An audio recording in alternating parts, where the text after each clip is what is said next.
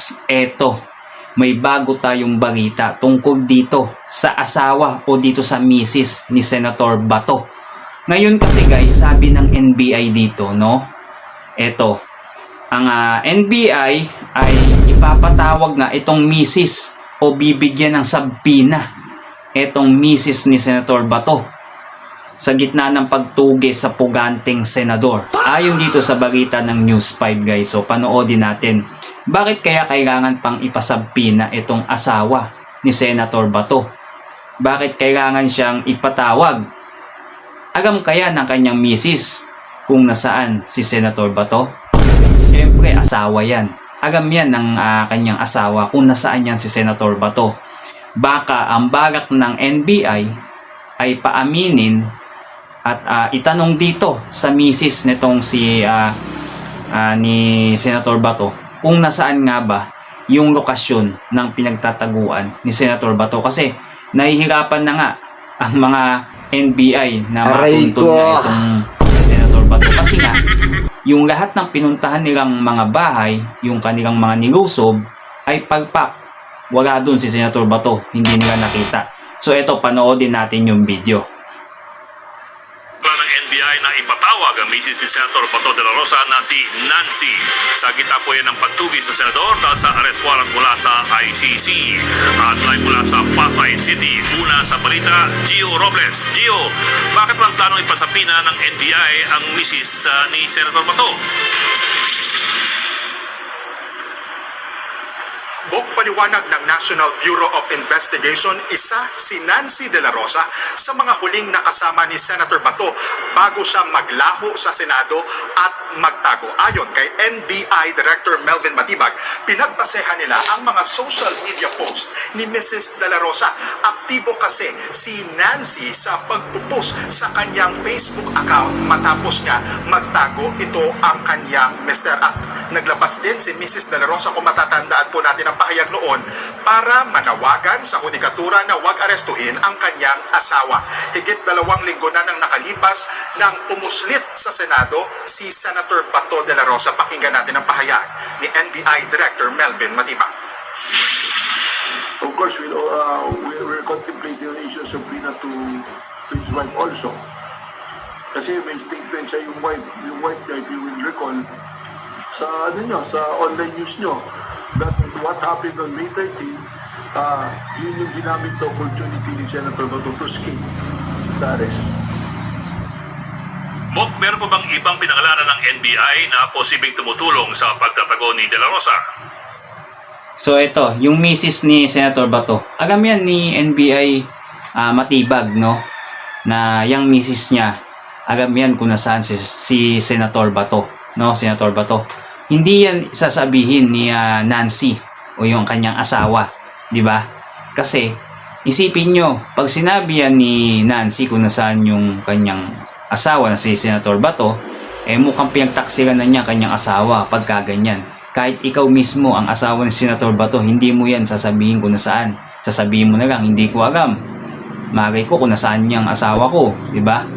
Ito talaga ang susi upang saan makikita nga itong si Senator Bato, yung kanyang asawa na yan. Alam yan, imposible putok sa buwan niya na hindi niya alam yung kung nasaan niyang asawa niya na yan.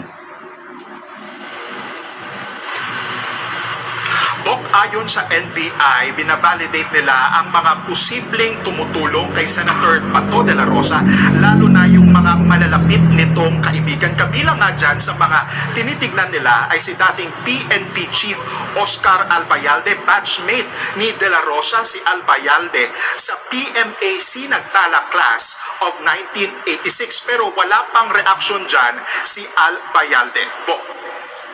Yan, pati si Albayalde.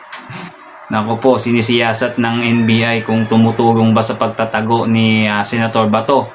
Well, kung isipin natin, kung kabatch niya yan at talagang kadikit niya yan, kaibigan niya yan, matik yan. Alam din ni Albayalde yan kasi hepe din yan, dating hepe din yan, no? Magkakasangga yung mga yan. Alam yan kung nasaan si Senator Bato, no? Posible, malaki ang posibilidad na alam ni Albayalde yang lokasyon ni Senator Bato, di ba? Kung tinuturing ng NBI na armed and dangerous si Senator De La Rosa, anong gagawin ng NBI kung sakali lang na madatnan siyang armado? Bok, natanungan natin yan kanina si Director Matibag kaugnay dyan. At isa nga sa mga tinitignan ng NBI o nakikita nila ay gamitin ni De La Rosa ang mga baril niya para maiwasan ang pag-aresto or to evade arrest. Aminado si Matibag na mapipilitan silang gumamit ng puwersa sakaling manlaban ang senador na unan. Naku po, manilalaban. Baka pagabasin nila dito na nilaban si Senator Bato pag na-tsempuan nila sa isang lokasyon, no? Ano kaya sa tingin nyo guys? Itong si Matibag, nagbitaw na din siya ng salita na handa niyang gamitan talaga ng puwersa, no? Baka sabihin na nilaban to si Senator Bato, hindi din papayag naman yan si Senator Bato na basta-basta magpahuli. Pag pinutukan siya, puputok din yan, matik yan. Ang problema nga lang, yung lalabas sa balita, kung sino ba ang nauna, di ba?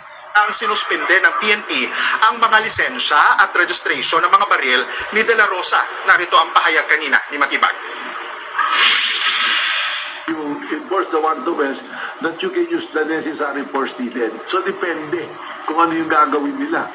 Kung binabaril na yung mga ahente natin, alam namang hindi pa rin makipagbarilan, hindi ba? Depende. It's the necessary force. Okay, Bok, cambio naman tayo sa ibang tao. Kung sakaling ilabas na yung pagpaparesto kay Senator Jingo Estrada for the case of plunder, ano magiging aksyon ng NBI? Iginiit ni NBI Director Matibag, Bok, na walang magiging special treatment kay Senator Jinggoy Estrada. Handa Ako, lagi naman ganyan Laging walang special treatment. Pero yung kulungan, ang ganda, may higaan, may TV, di ba? Lagi na lang ganyan yung sinasabi ng mga yan, walang special. Samantalang yung iba, ang walang special talaga, ilagay ninyo siya sa siksikan mismo, yung talagang sardinas. Yun, wala talagang special at treatment doon, no? Siksikan, yung mga nakahubad, sama-sama sila, dapat ganun, no? Nakakainis lang yung mga ganitong balita, no? Pagka sasabihin walang special treatment, pero yung pag nakulong sila Bato, tsaka sila Jinggoy, talagang maganda yung kanilang kulungan, no? Sa tingin nyo, di ba totoo yan? Comment down below sa video natin at huwag nyo din kalimutan mag-subscribe, no? Nang sa ganon, lagi kayong updated sa mga susunod pa nating mga video.